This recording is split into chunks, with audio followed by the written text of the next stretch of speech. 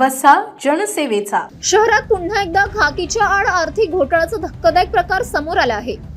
Fix alpha नावाच्या कथित गुंतवणूक योजनेच्या आमिषाने एका पत्रकाराची तब्बल 1,60,000 रुपयांची फसवणूक झाल्याची तक्रार थेट पोलीस अधीक्षकांकडे दाखल झाली आहे. गवडीपुरा येथील पत्रकार इस्रार अहमद देशमुख यांनी दिलेल्या प्रथम खबरीनुसार सप्टेंबर 2024 मध्ये कारंजा चौकातील दवे टी सेंटर येथे त्यांची ओळख राजेश पद्माणे आणि श्रीकांत गाडे यांच्याशी झाली. दोघांनी स्वतःला पोलीस खात्यातील कर्मचारी असल्याचे सांगत फिक्स अल्फा योजनेत गुंतवणूक केल्यास दरमहा 10,400 रुपये नफा मिळेल असे आमिष दाखवले.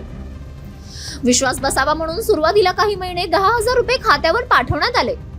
मात्र नंतर रक्कम कमी होत गेली आणि अखेर ऑक्टोबर 2025 पासून पैसे येणे पूर्णपणे बंद झाले. वारंवार संपर्क साधूनही नफा एकत्र देऊ अशी केवळ आश्वासने देण्यात आली, मात्र मूळ रक्कमही परत मिळाली नाही.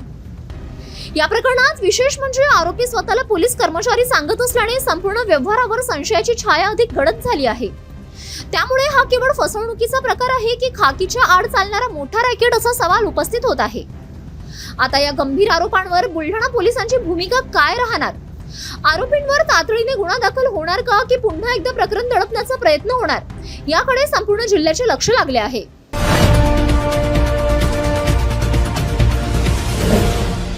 सिटी न्यूज वसा जनसेवेचा.